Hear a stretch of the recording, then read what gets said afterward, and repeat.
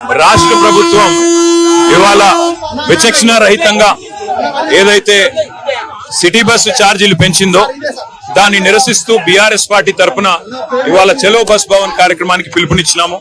అక్కడ ఆర్టీసీ యాజమాన్యంతో మాట్లాడి మరి ఇదేనా మీ గవర్నమెంట్ యొక్క ఇన్నోవేటివ్ థింకింగ్ అని అడగబోతా ఉన్నాం.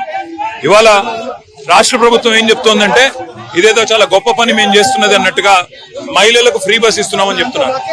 మహిళలకు ఫ్రీ బస్సును మేము స్వాగతిస్తున్నాం. కానీ మహిళలకు కూడా ఇవాళ బస్సులో సీట్లు దొరకని పరిస్థితున్నది. మహిళలకు కూడా ఇవాళ ఇబ్బందులు ఎదురవుతా ఉన్నాయి. బస్సుల సంఖ్య పెంచండి, అట్లాగే ఏసీ బస్సులకు కూడా ఫ్రీ బస్సును అమలు చేయండి, మేము కాదనట్లేదు, మేము స్వాగతిస్తున్నాం. కానీ మహిళకు ఫ్రీ అని చెప్పి పురుషుడికి డబుల్ ఛార్జ్ చేసి పిల్లల బస్ పాస్ల ధరలు పెంచితే మరి కుటుంబం మీద భారం పడుతుందా పడదా ఇది ప్రభుత్వం చెప్పాలా.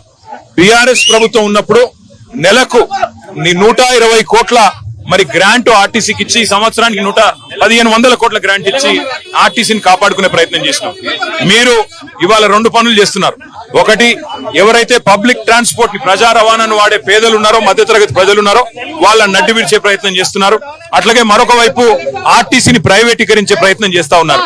కార్గో సర్వీసులు గతంలో 100 కోట్లు ఆర్జించేది సంవత్సరానికి ఆర్టీసీ కార్గో, కేసీఆర్ గారు ప్రారంభించారు కార్గో సేవలను.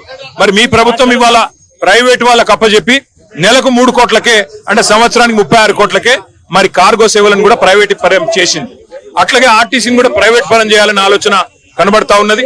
ఒక కుక్కను చంపే ముందు పిచ్చి కుక్కను ఎట్లయితే ముద్రేస్తారో ఆర్టీసీ నష్టాల్లో ఉన్నది అని చెప్పి ఇవాళ ఆర్టీసీని ప్రైవేటీకరించే ప్రయత్నం ఏదైతే రాష్ట్ర ప్రభుత్వం చేస్తున్నదో తప్పకుండా దీన్ని బీఆర్ఎస్ పార్టీ తరఫున నిరసిస్తున్నాము.